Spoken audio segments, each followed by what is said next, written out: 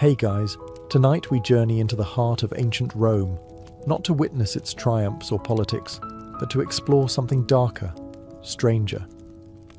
While Rome gave us roads, aqueducts, and legal systems, it also gave us some of the most absurd, theatrical, and downright disturbing punishments the ancient world ever saw. So before you get comfortable, take a moment to like the video and subscribe, but only if you genuinely enjoy what I do here. And let me know in the comments where you're tuning in from and what time it is for you. It's always fascinating to see who's joining us from around the world. Now, dim the lights, maybe turn on a fan for that soft background hum, and let's ease into tonight's journey together.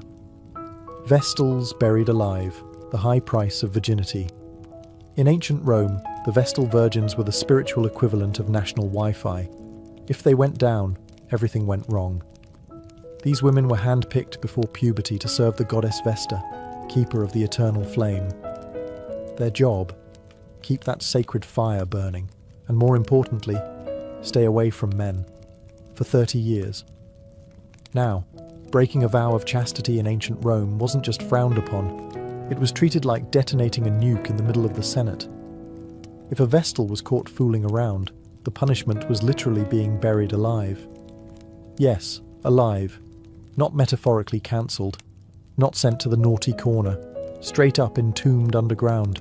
Why buried and not, say, executed with a sword like a normal ancient crime? Simple. Romans believed you couldn't spill a Vestal's blood. It would offend the gods. So they found a delightful loophole. Dig a pit, lower her in with a flickering oil lamp, a little bread, and a pitcher of water. Because hey, hydration matters. And then seal her in. Voila, no blood, no mess, no divine tantrums. The poor girl would lie there in the dark, thinking about her life choices while Rome dusted off its hands and moved on. You'd think the guys she got caught with would suffer the same fate, but nah, they were usually whipped to death in public. Still brutal, just quicker. To be fair, becoming a Vestal was a big honor. You got front row seats at the games, travelled in fancy carriages, and even had the power to pardon condemned prisoners with a single word. But all of that came with one little catch. Mess up once, and you're sleeping underground, permanently. And yes, Rome took it that seriously. One famous Vestal, Cornelia, was accused during Emperor Domitian's reign. Before being sentenced, she reportedly shouted, "Does Caesar think I've had sex with a god then? Because no mortal man touched me?" Bold move. Didn't work. So if you're ever feeling overwhelmed by your job, just remember, at least your boss isn't threatening to bury you in a hole with some stale bread and a dusty oil lamp. Rome, where HR policies were written in stone, and fear. Poena culle, death in a sack, with animal roommates. Ah, ancient Rome, the birthplace of philosophy, architecture, and punishments that sound like fever dreams. Let's talk about poena culle, which translates to penalty of the sack. And no, this isn't some quirky medieval game show. It's what happened if you committed the ultimate Roman taboo, killing your father. Romans didn't just slap you with a fine or toss you in jail. No. If you murdered dear old dad, they gave you the deluxe punishment package, starring you and 4 unfortunate animals. First, the Romans would tie your hands, maybe give you a moment to reflect on your life choices. Spoiler, you'd made bad ones. Then sew you into a large leather sack. Sounds cozy, right?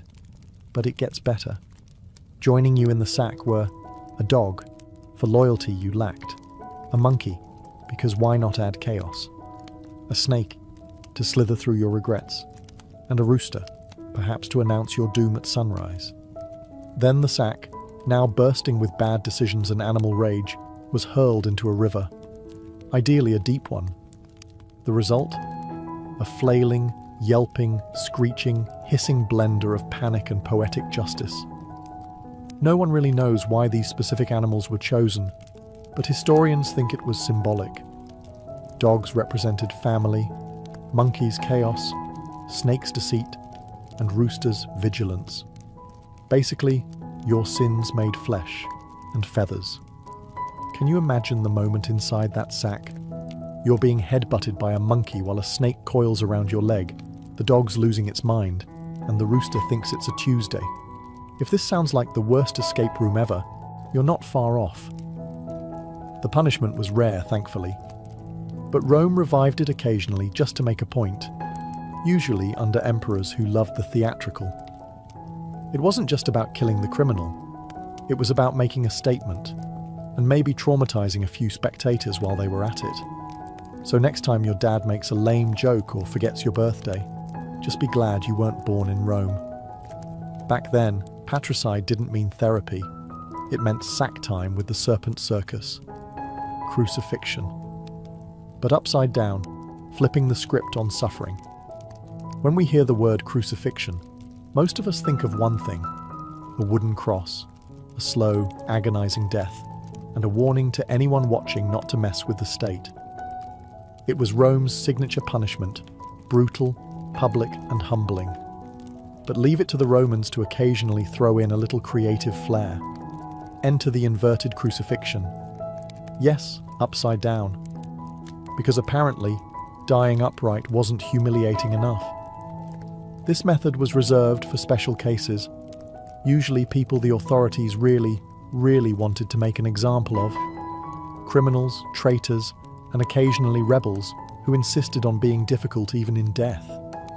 But perhaps the most famous upside-down crucifixion was that of St. Peter, one of Jesus' 12 apostles.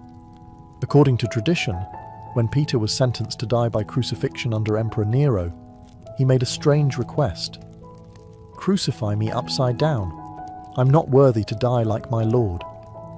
And Rome, being the efficiency machine that it was, said, "Sure, why not?" Now here's where things get a little intense. Crucifixion was already one of the worst ways to die, combining asphyxiation, blood loss, and total public humiliation. But flipping the body changed the dynamic. Blood rushed to the head, muscles strained in unnatural ways, breathing became nearly impossible, and it hurt. A lot. Think of it like this. It's the difference between sitting through a boring lecture and sitting through that lecture upside down while someone drives nails into your ankles. Not quite the same vibe, but this wasn't just about suffering, it was about symbolism. An inverted cross became, ironically, a symbol of humility. Peter's choice was meant to show reverence, not rebellion. Unfortunately, that image later got co-opted by horror movies and metal bands, giving it a very different PR spin. The Romans, they didn't care about the symbolism. For them, it was about sending a message. Cross us, and we'll make your death as weird and memorable as possible. So the next time you're hanging out, hopefully not literally, remember that ancient Rome could turn any punishment into performance art. Upside-down crucifixion wasn't just death. It was death with dramatic direction. Decimation, the original team-building exercise with a twist of trauma. When you think of a motivational speech, you might picture a coach yelling, "We win together, we lose together," but in ancient Rome the phrase could easily have been, "We march together," or "1 in 10 of you dies." Welcome to the charming world of decimation, a military punishment so brutal it makes modern boot camp look like a spa day. Here's how it worked. If a Roman unit showed cowardice in battle, tried to desert, or mutinied, the commander had a nuclear option. Not in the explosive sense, more like the psychological warfare sense. The entire group would be lined up, and every 10 soldiers would draw lots. The lucky one? He got beaten to death by his 9 comrades, with clubs, stones, or whatever was nearby. Yes, you heard that right. Not only did you face death, you also had to kill your buddy, the guy you probably just shared wine and bread with the night before, all to prove loyalty to Rome. It was like Survivor, Roman Legion edition, except nobody won immunity and everyone left traumatized. And don't assume they got a break afterward. The 9 survivors didn't get high fives and a long weekend. Nope. They were given barley instead of wheat for rations, a Roman way of saying, "We're disappointed in you," and forced to camp outside the fort's safety. The logic behind decimation was cold but effective. If you feared your own comrades more than the enemy, you'd think twice about running away. And oddly, it worked. Roman discipline was legendary, and decimation kept soldiers marching in line, even if they had to step over a few bodies to do it. One of the most infamous uses of decimation was by Crassus, the wealthy general who formed a triumvirate with Julius Caesar and Pompey. After a humiliating defeat in the Spartacus slave revolt, he decimated a disgraced unit. Because nothing says, "we're back on track," like a casual in-house massacre. So next time your boss says, "we need to boost team accountability," just be glad you're not living under Crassus. In Rome, failure wasn't just punished, it was distributed. The fork of heretics, a medieval neck workout. Nobody asked for. Let's say you lived in ancient Rome, or more accurately, the later Roman Empire, during those twilight centuries when things got weirder, darker, and way more obsessed with heresy. You spoke out against the church or challenged some sacred belief. Rome didn't just scold you, it gifted you an accessory you'd never forget, the fork of heretics. Picture this, a metal rod with two prongs at each end, one end pointed up under your chin, the other jammed right into your upper chest. A miniature trident sandwiching your neck. Sounds uncomfortable? Oh, we're just getting started. Once this lovely device was strapped on, you were forbidden to move your head. At all. Look down. Stabbed. Nod off. Stabbed. Try to whisper a heretical thought to the guy next to you. Stabbed by your own collar. It didn't draw blood, at least not at first. That was the genius. The fork wasn't meant to kill you. It was meant to exhaust you. Mentally, physically, spiritually. You'd be left standing sometimes for days, straining every muscle just to avoid impaling yourself. It was like playing a game of don't move, where the prize was not slowly skewering your own throat. And while we call it the fork of heretics, it was also used on blasphemers, witches, suspected liars, and anyone who annoyed a bishop before breakfast. It was versatile torture, custom fit for silence, stillness, and soul-shattering discomfort. To make things even more theatrical, the fork sometimes had little Latin inscriptions engraved on it. Things like, "I renounce my sin," or "I am guilty," because nothing boosts your confession like being slowly impaled by typography. What's wild is that this punishment wasn't even one of Rome's most extreme. It was more of a starter pack for sinners. No blood, no public execution, just quiet suffering and internal panic. A sort of intro course in agony, Heresy 101. So if you've ever tried to hold in a sneeze during a serious meeting, imagine doing that for 3 days straight, with iron poking at your throat. In Rome, silence wasn't golden, it was enforced, with 2 rusty prongs and a neck cramp from the gods. Thrown from the Tarpeian rock, Rome's original unfriend button. Forget passive-aggressive texts or dramatic social media unfollows. In ancient Rome, if you betrayed the state, they didn't just cut you off, they threw you off a cliff. Welcome to the Tarpeian Rock. A jagged 80-foot drop on the southern face of the Capitoline Hill, just a short stroll from the Roman Forum. It wasn't just a scenic viewpoint, it was where the Republic took out the trash, by launching traitors straight off it. And yes, it was just as theatrical as it sounds. Now, the rock got its name from Tarpeia, a Roman girl who betrayed the city to enemy Sabines in exchange for what she thought would be shiny gold bracelets. The Sabines, ever the literal thinkers, crushed her with their shields instead, technically fulfilling the deal. Her body was tossed from the cliff, and the rock was named in her honour. Moral of the story? Don't trust invaders or vague payment plans. But after that, the Tarpeian Rock became Rome's favourite tool for dealing with traitors, corrupt officials, false witnesses, and anyone who made the state go, yeah, this one needs dramatic punishment. No hanging, no sword, just a short flight and a sudden stop. The condemned were often stripped, paraded, and then marched to the edge, where gravity handled the sentencing. And yes, there was usually a crowd. Nothing like a good old-fashioned execution to spice up market day. It was public, it was final, and it was symbolic. You weren't just dying, you were being removed from the city, physically and spiritually. The ultimate cancel culture, Rome edition. Interestingly, the rock sat just a stone's throw away from the Temple of Jupiter, which meant that if you lied to the gods or the state, your final moments included a front-row view of heaven. Briefly. Over time, more elaborate punishments came along. Lions, crucifixions, burning tunics. But the Tarpeian rock remained a classic, elegant in its simplicity, brutal in its message. So next time someone says they really threw him under the bus, remind them, the Romans did it first. No wheels, just stone, and betrayal echoing through the hills. Damnatio ad bestias, death by lion, applause, optional. Welcome to the Colosseum. Stone, sweat, and 50,000 roaring fans. Ancient Rome's version of cable TV. Today's main event? Damnatio ad bestias, or as we'd call it, being fed to wild animals while everyone eats snacks. This punishment, meaning condemnation to the beasts, was Rome's go-to for criminals, traitors, prisoners of war, and, most tragically, Christians who wouldn't bow to imperial gods. And make no mistake, this wasn't just about death, it was about spectacle. Rome didn't believe in boring executions, they believed in theatre.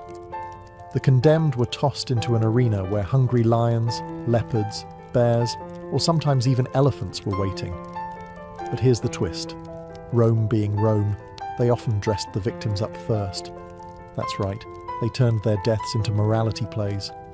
One unlucky soul might be dressed as Orpheus, only to be mauled mid-lyre solo. Another might play a mythological villain like Prometheus, only for birds to peck at him in accurate reenactment. It was entertainment, justice, and religious propaganda, all rolled into one fur-covered disaster. You might ask, did they even have a chance to defend themselves? Absolutely not.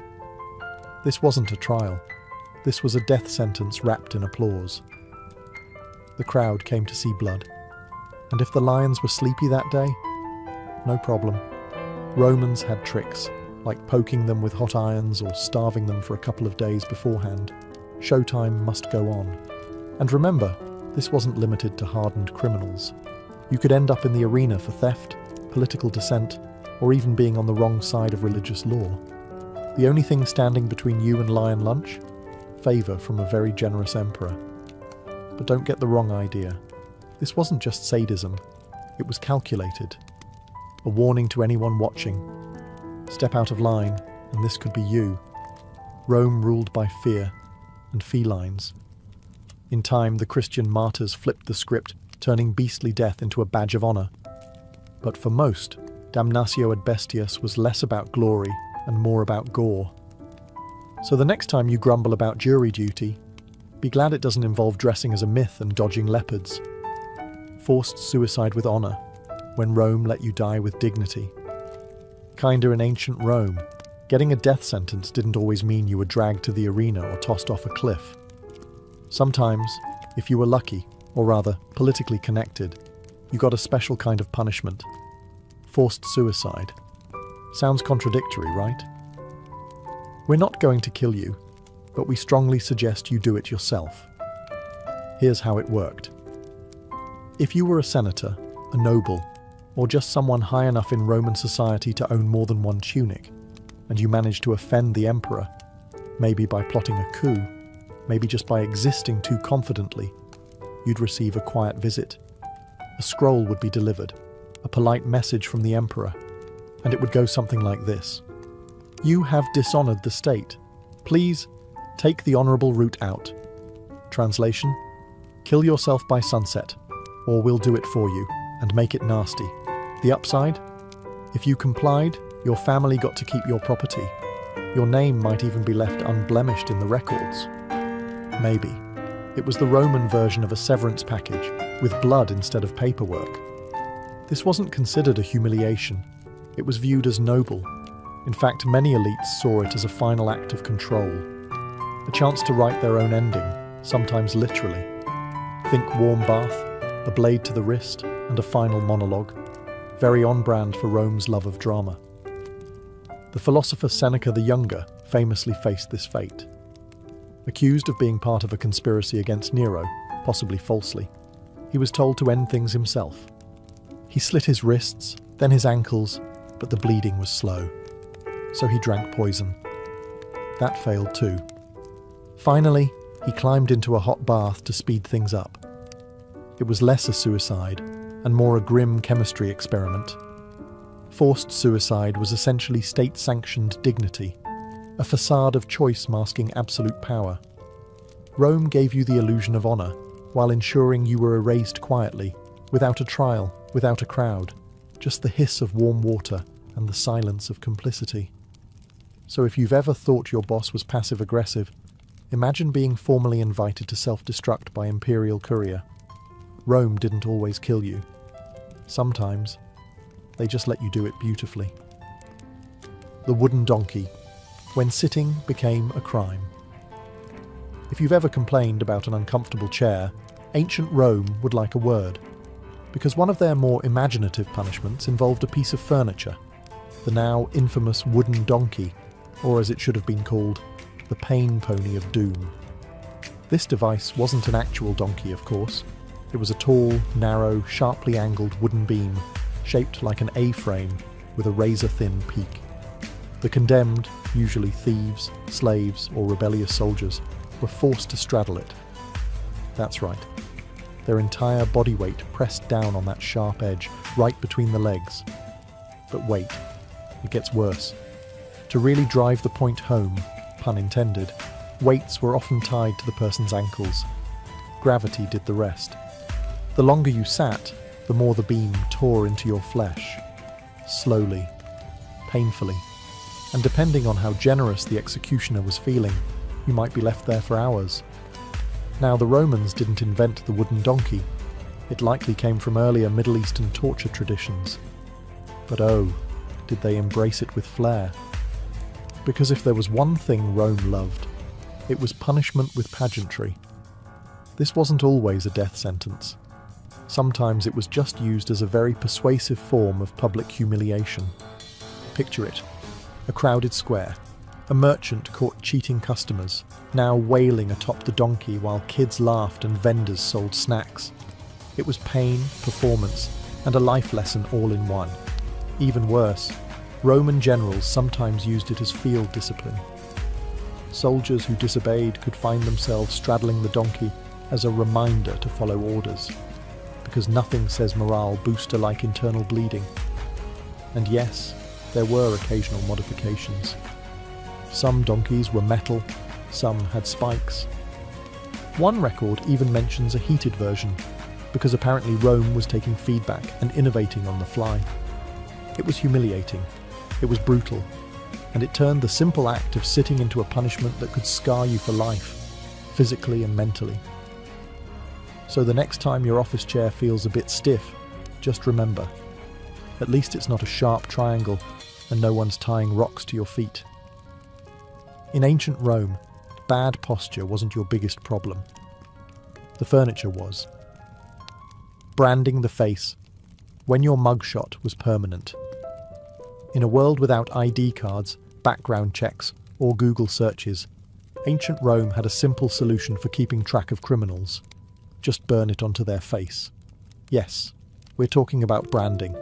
Not the kind companies do with logos, but the kind where your actual forehead becomes a crime label. And if you were a thief, runaway slave, or repeat offender, congratulations! You now had a permanent facial feature that screamed, "Do not trust this guy." The branding was usually done with a heated metal rod, pressed into the skin with the gentle mercy of a blacksmith on a deadline. Letters like F for fur, thief, or C for calumnia, false accuser, were scorched onto your forehead or cheek. Think of it as the ancient Roman version of a one-star Yelp review, but on your skull. And this wasn't done in some private back room. Oh no. Branding was public, a spectacle, a lesson. The idea was humiliate the criminal, and others will think twice. It wasn't just punishment, it was propaganda, sizzling straight into flesh. Now imagine living with that mark. Walking through the market, everyone knows. Trying to get a job? Good luck. Flirting with someone? Forget it. You weren't a person anymore. You were a walking crime scene. Runaway slaves were especially targeted. Many were branded with the letters FUG, short for fugitivus, meaning escapee. And if they ran again after that, harsher branding, or worse. Slaves weren't just property. They were expected to wear their disobedience like a badge. Some clever folks tried to remove or disguise the marks through cuts, tattoos, or even makeup. But Rome, ever prepared, made those acts punishable too. Tampering with your brand was like trying to Photoshop your criminal record. Didn't fly. Later, emperors like Constantine tried to tone it down, suggesting brands be placed on the hands or legs instead of the face. But even then, the point was the same: permanent shame. So the next time someone says, "Face your consequences," just be glad they don't mean that literally. Because in ancient Rome, they didn't just remember your crime. They made sure your face did too. Tongue removal for blasphemy. Say goodbye to small talk. In ancient Rome, freedom of speech was conditional. You could praise the emperor, debate philosophy, and recite poetry. Just don't blaspheme. Because if you badmouthed the gods, insulted the emperor, or whispered the wrong words in the wrong ears, you might find yourself on the receiving end of a punishment that's both literal and horrifying. Tongue removal. Yes, they really did it. The logic was simple. If your words were dangerous, Rome would silence you permanently. The process wasn't exactly subtle. There was no anesthesia, no sterile tools, just forceps, iron, and pain. A soldier or executioner would clamp your tongue, slice it off, or in some cases, rip it out entirely. It wasn't surgery, it was state-approved censorship. And it wasn't always about religion. Sure, blaspheming against the gods was a fast track to punishment, especially if you mocked Jupiter in public or questioned the sacred fires. But often, blasphemy meant speaking out against the emperor or the empire's moral order. Basically, if your mouth made powerful people uncomfortable, you were suddenly a medical emergency. One wrong joke, one heretical whisper, one rebellious chant, snip. This punishment wasn't just brutal, it was theatrical. Public tongue removals sent a clear message. Words have power, but ours has more. And even if you survived the ordeal, life afterward wasn't exactly a picnic. You couldn't speak clearly. You couldn't argue your innocence. You couldn't even scream properly. It was isolation through mutilation. A scarlet letter carved not into your skin, but into your silence. Ironically, some of the earliest Christian martyrs suffered this fate. They refused to renounce their faith and kept preaching. Rome couldn't silence their ideas, so it went for the messenger, literally. Of course, the Christians then turned these stories into tales of divine courage, which only made the Romans more furious. If you're thinking this sounds extreme, remember, Rome was obsessed with control, and there's no better way to control a person than by cutting out their voice.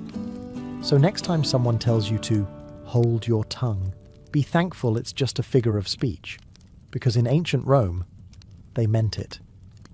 Breaking on the wheel, when your bones became art.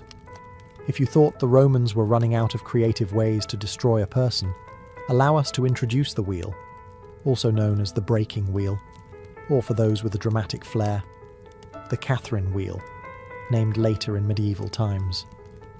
It was less an execution and more a macabre sculpture session using the human body as raw material. Here's how it worked. First, the condemned was tied to a large wooden wheel, arms and legs spread, like a grisly human starfish. Then, an executioner armed with a heavy iron bar would begin the real work, smashing the limbs, one by one, slowly, deliberately. The goal wasn't to kill right away. Oh no. The goal was to shatter the bones while keeping the victim alive, snap the arms, crush the thighs, twist the ankles so they no longer looked like ankles. The body would fold unnaturally, becoming a grotesque display of pain and precision. But the pièce de résistance. The broken body was then woven through the wheel's spokes, limbs bent and threaded like a nightmarish macrame project. Sometimes the wheel was hoisted up on a pole, like a flag of warning. Other times, it was left to spin gently in the wind, because why not add ambiance? This wasn't just about punishment, it was public messaging. Breaking on the wheel was used for crimes considered especially vile, like murder, treason, or highway robbery. It said to the crowd, "This is what happens when you step too far out of line." And you didn't just die, you decayed in full view. Survivors? Rare. But here's the twisted twist. If someone did survive the ordeal, say they were still breathing after a day or two, they were sometimes shown mercy with a final blow to the chest or neck. Sometimes. As horrifying as this sounds, the punishment outlived Rome. Medieval Europe loved it so much they turned it into an art form, adding spikes, fires, and dramatic scripts. Rome had simply set the stage. So next time you think your commute is rough, remember, at least you're not strapped to a wooden wheel, becoming the centerpiece of a public bone gallery. In Rome, justice wasn't blind. It was bold, brutal, and built for maximum exposure. Execution by hot ash, death by the grainy slow burn. When it came to killing creatively, ancient Rome always had something simmering. Literally, enter one of its lesser-known but deeply disturbing punishments, execution by hot ash. It's not as famous as crucifixion or the lions, but it might just be one of the slowest and most psychologically terrifying ways to die ever devised. No swords, no bloodshed, no quick release, just ashes. Heated, suffocating, and endless. This gruesome method is credited, unsurprisingly, to Emperor Nero, a man who treated executions like performance art. In one recorded instance, Nero had an enemy buried up to the neck in a pit. So far, classic Rome. But instead of beheading or stoning him, Nero added a twist. A funnel was inserted into the man's mouth, and hot ash was slowly poured in. Not boiling water, not fire, ash. At first glance it seems harmless. Ashes are soft, right? But here's where the genius horror kicks in. The ash is scorching. It clogs the throat, sears the lungs, and suffocates from within. It doesn't kill fast. It chokes. Slowly, gradually. You feel every moment, every breath turning to fire, every swallow becoming your last. And as the ash settles, you're not bleeding. You're not burned on the outside. But inside, everything is failing. It's death by dust. Death by suffocation dressed as silence. Why ash, though? Because it was humiliating, undignified. Ashes were the remnants of destruction, used to clean filth, wipe away traces of things burned. To die in ash was symbolic. It meant you were beneath notice, unworthy of steel or flame. You weren't even worth a dramatic death, just the slow grind of what was left over. It's worth noting this punishment wasn't common. It was reserved for those Nero really didn't like. People whose very existence he wanted erased quietly, yet with maximum psychological torment. And to the crowd, it didn't look like much. No blood, no screams. Just a man in a hole, and a trickle of grey dust. So the next time someone tells you, ashes to ashes, dust to dust, remember that in Nero's Rome, that wasn't just poetic, it was protocol. The tunica molesta, Rome's deadliest wardrobe malfunction. In ancient Rome, fashion didn't kill, unless you were wearing the tunica molesta, or as we might call it, the flammable death robe. Picture this. You're led into an arena or strapped to a stake, and instead of chains or ropes, the executioner approaches you with a tunic. Oh good, you think. At least they're giving me something to wear. Then you notice it's dripping, not with water, but with pitch, tar, and oil. This is the tunica molesta, literally annoying tunic, but more accurately, highly flammable nightmare onesie. It was a garment soaked in combustible material, fitted snugly, and then set on fire while you were still very much alive and inside it. This wasn't just a method of execution, it was a public performance. Most famously used under emperors like Nero, who turned executions into after-dinner entertainment. During his infamous garden parties, Nero would use the tunica molesta to light the grounds, human torches illuminating his twisted vision of Roman leisure. Who wore it? Arsonists, traitors, Christians, anyone deemed worthy of a particularly theatrical end. The flames clung to the body, melting skin, igniting hair and searing lungs. And there was no escape, no rolling to put it out. The tunic stuck to you. It burned with you. And because Rome loved a good mythological reference, they sometimes modelled it after Hercules' poison shirt, a garment that caused the hero unbearable agony before his death. Rome didn't just kill you, they made it poetic. The real genius, if we can call it that, was in the psychology. You weren't just dying. You were displayed. Shrieking, flailing, engulfed in fire while crowds watched.